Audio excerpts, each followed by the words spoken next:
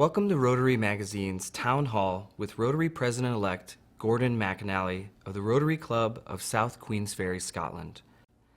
I'm your host, Rashid Abdullah, member of the Rotary Club of Evanston Nouveau and People and Culture Partner with Rotary's Office of Global People and Talent. We're doing things a little differently this year. To help Rotary members get to know their next leader, we asked them over social media what they wanted to know. Not surprisingly, we received lots of responses from all over the world. So Rotary, we're putting your questions directly to our President-elect. Gordon, welcome. Thank you very much. It's a great pleasure to be here, and I look forward to hearing the questions. Before we get to the questions from Rotary members, I'd like to ask you to start off by introducing yourself and talking a bit about your history with Rotary. Yeah, well, as you've already heard, my name is Gordon McAnally, and I am from Scotland. Despite the lack of an accent, I am Scottish, and very proud of that fact. But I'm a member of the Rotary Club of South Queensferry. I joined when I was 26, back in 1984, so it's a long time ago. And during that period, I've grown to love Rotary more and more. I've had the opportunity to serve Rotary in many places, a great deal of the time in Africa, but many other places besides. And as you might expect, I am passionate about Rotary and passionate about what Rotary can achieve and has already achieved. Reading the first group of questions from our online Rotary community will be Rotary Magazine's senior writer, Diana Schoberg. Hi, Gordon. Soni Aisha from Srinagar, India asked us on Facebook, what's the first thing you'll do as Rotary President and why? The first thing I shall do as Rotary President is come here to Evanston and thank the staff for all they do. We did that this year. We had an open house in July, and I fully intend having the same open house next July because I think it's important to recognise the wonderful staff we have here supporting us. And so that's my first priority at the beginning of July. Great. And Joan Generous Isa Saba from the Rotaract Club of Lake Victoria, Uganda, wondered, what should we look forward to in your year as RI President? Well, I hope you look forward to another successful Rotary year. I'm a great believer in continuity, and I don't see the years as existing in isolation. I see us building year on year, and I'm particularly thrilled that I'm succeeding Jennifer, but I'm also thrilled that Stephanie will be succeeding me, because the three of us have the same mindset. And so what we want to do is build year on year. It's not about my year, it's about one of Rotary's many years. Taking the next group of questions is John Cunningham, Rotary Magazine's Associate Editor. Thank you. This question comes from Natarajan Sundaresan of the Rotary Club of Kuttapakam, India. And he wants to know, what are your core values and how do they shape how you lead? Well, my core values probably can be expressed in one word, and that is caring. I like to think that I care for people. And I guess professionally, as a dentist, I cared for people for many, many years. Maybe not every patient thought that, but I was trying to care for them. And so deep down, it's all about caring. Something that was instilled in me by my parents, it's something that we have instilled in our own children. And the great thing is I now see it being instilled in our grandchildren. And I think if the world was a more caring place, a kinder place, then it would be a much happier place and a much more peaceful place. And as you know, peace is one of the issues that I particularly want to see us move forward on during my year as President. The other question that I have is from Janine and Paul Birtwistle of the Rotary Club of Guernsey in the Channel Islands, who you may know. And they want to know, how can we reignite members of Rotary who appear to have, quote, lost their spark? So I know Janine and Paul very well, and it's nice to receive a question from them. I think the way to reignite the lost spark in certain members of Rotary is to make sure that the Rotary Club experience is as good as it can be. and suits everybody. It's not a case of one size fits all with clubs. Some clubs will want to meet at a lunchtime in a country club and spend 2.5 hours over lunch. Other clubs will want to meet for 45 minutes on a Saturday morning over coffee and a bagel and then get on and do the service. And it all comes down to the service. We are a membership organisation and a service organisation. It's not an either or. And so we need to be out there doing service, showing people what we're doing, because not only will we enjoy that more, we will also see more people want to come and join us because they can see us. Next up is Jacqueline Cantu, Art Director for the magazine. Thank you. This question comes from Abdur Rahman from Hyderabad, India. What concrete plans does Rotary have about climate change in your year? Well, that's a very good question. And what we have planned going forward as regards climate change is several things. One of the big projects that we're working on at the moment is planting mangroves in various places around the world.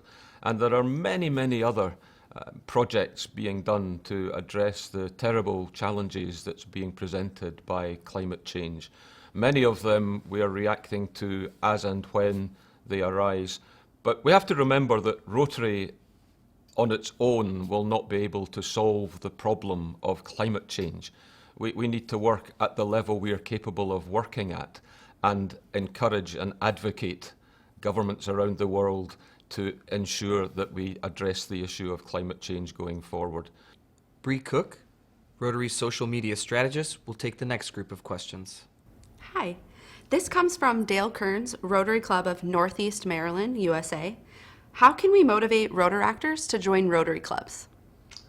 Well, the first thing I think we have to do to motivate Rotaractors to join clubs is to encourage them, to bring them into the club as Rotaractors and allow them to experience the club and allow them to help shape the club going forward as well.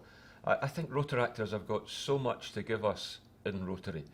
We talk about mentoring, but there's reverse mentoring as well, and we can learn so much from Rotaractors. And I've seen that in different places around the world. One of the most successful districts in the world at integrating Rotaractors into Rotary is in Hong Kong. And they move seamlessly from Rotaract into Rotary there. And as a result, there's hardly a division. And this goes back to before we elevated Rotaract. This goes back to much further. But they have a wonderful way of integrating them and working with Rotaract and Rotary together. And both sides gain so much from that. People say that Rotaract is the future of Rotary, but it's actually the present of Rotary. And we've got to realise that and learn from our Rotaract colleagues. Thank you. This question comes to us from Lindy Beatty, Rotary Club of Penn Valley, California, USA. What youth programs are important to you? I'm a great fan of RILA. We have seen very successful RILAs in our part of the world. And if you take a high school student with potential and take them to a RILA experience, the change in these young people that can take place is amazing. And sometimes the quiet, introverted young student who goes to a RILA experience, by the end of it, have just found themselves and are blossoming. And I think it's important we send people with potential to the RILA experience, not the high flyers, because they're going to fly high anyway.